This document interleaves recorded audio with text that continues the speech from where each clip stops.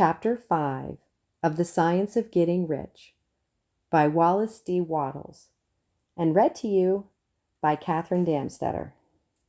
Increasing Life. You must get rid of the last vestige of the old idea that there is a deity whose will it is that you should be poor, or whose purposes may be served by keeping you in poverty. The intelligent substance which is all, and in all, and which lives in all, and lives in you, is a consciously living substance. Being a consciously living substance, it must have the nature and inherent desire of every living intelligence for increase of life. Every living thing must continually seek for the enlargement of its life, because life is the mere act of living, must increase itself. A seed, dropped into the ground, springs into activity, and in the act of living produces 100 more seeds. Life, by living, multiplies itself. It is forever becoming more. It must do so if it continues to be at all. Intelligence is under the same necessity for continuous increase. Every thought we think makes it necessary for us to think another thought. Consciousness is continually expanding.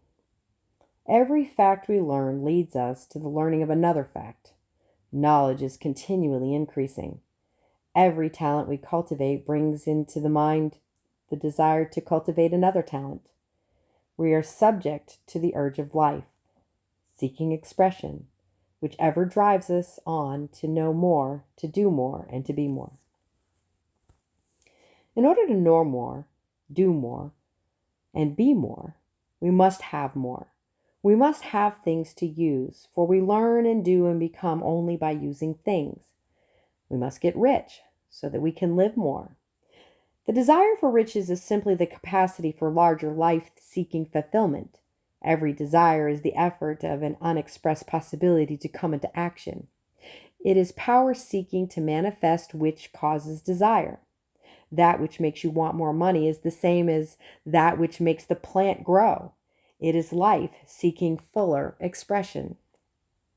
The one living substance must be subject to this inherent law of all life. It is permeated with the desire to live more. That is why it is under the necessity of creating things. The one substance desires to live more in you.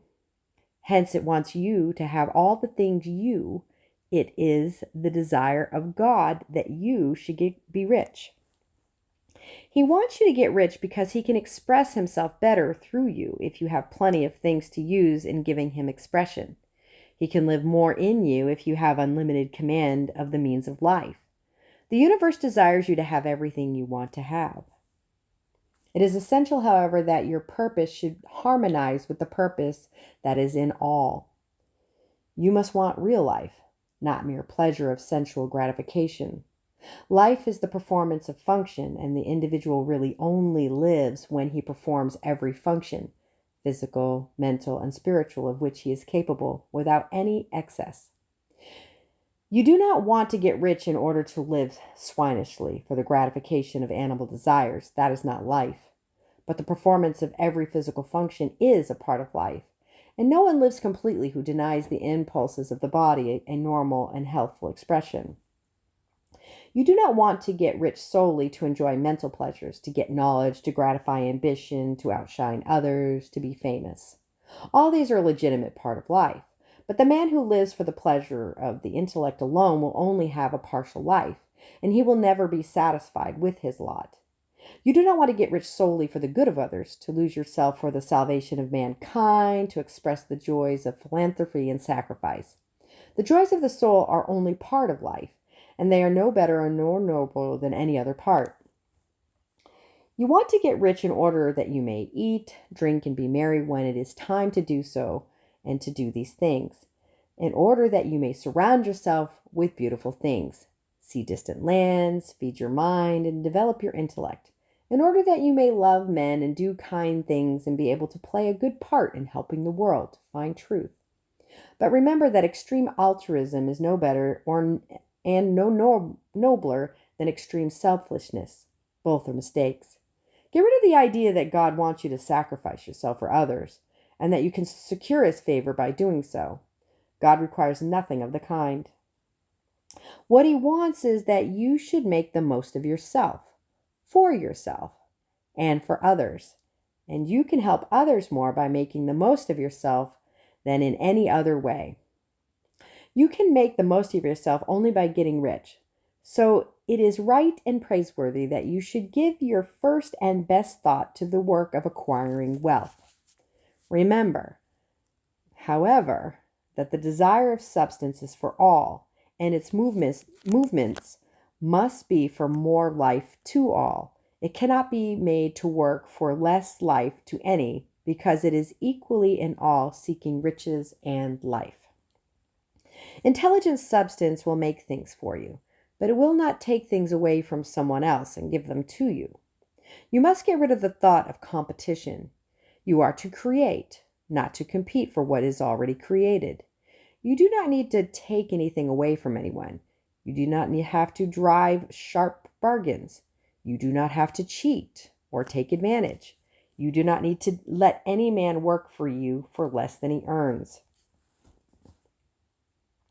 You do not have to covet the property of others, or to look at it with wishful eyes. No man has anything of which you cannot have the like, and that without taking what he has away from him. You are to become a creator, not a competitor. You are going to get what you want, but in such a way that when you get it, every other man will have more than he has now. I am aware that there are men who get a vast amount of money by proceeding in direct opposition to the statements in the paragraph above, and may add a word of explanation here.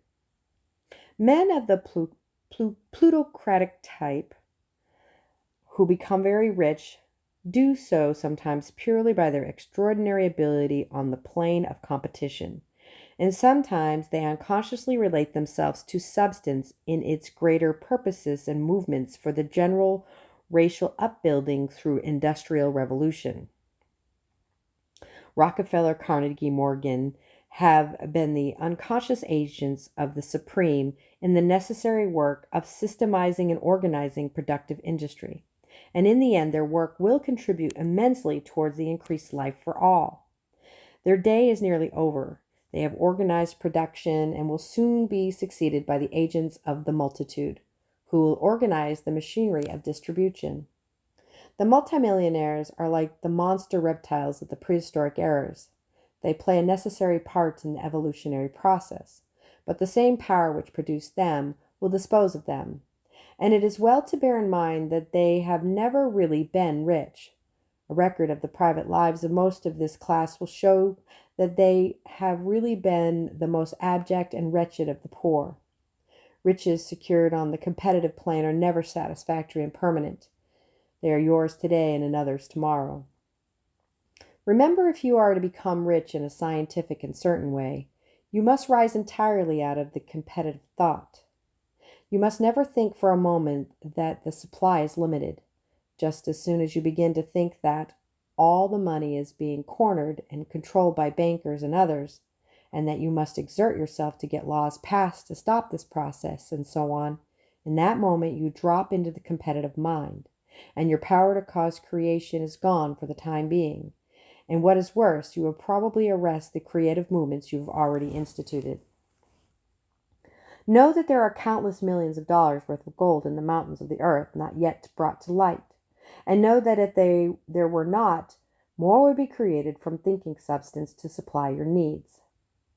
Know that the money you need will come, even if it is necessary for 1,000 men to be led to the discovery of new gold mines tomorrow. Never look at the visible supply. Look always at the limitless riches in the formless substance, and know that they are coming to you as fast as you can receive and use them. Nobody, by cornering the visible supply, can prevent you from getting that which is yours. So never allow yourself to think for an instant that all the best building spots will be taken before you get ready to build your house, unless you hurry. No, never worry about the trusts and combines and get anxious for fear they will soon come down to own the whole earth. Never get afraid that you will lose what you want because some other person beats you to it. That cannot possibly happen. You are not seeking anything that is possessed by anybody else. You are causing what you want to be created from formless substance, and the supply is without limits. Stick to the formulated statement.